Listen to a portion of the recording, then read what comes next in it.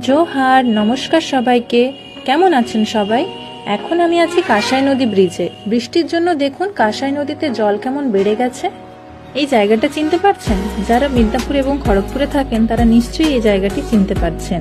এই বৃষ্টি ওয়েদারে কোথায় যাচ্ছি জানেন? জানতে গেলে ব্লগটা লাস্ট অবধি দেখুন। যেতে যেতে খিদে পেয়ে গেল, তাই দাঁড়িয়ে পড়েছি পেট পূজা করতে। এই দোকানে ইডলি বড়াটা খুব ভালো বানায়, তাই আমি প্রতিবার এখান থেকে খাই। খাওয়া হয়ে গেছে, উঠে পড়েছি আবার গাড়িতে। এখনো অনেকটা পথ যেতে বাকি আছে।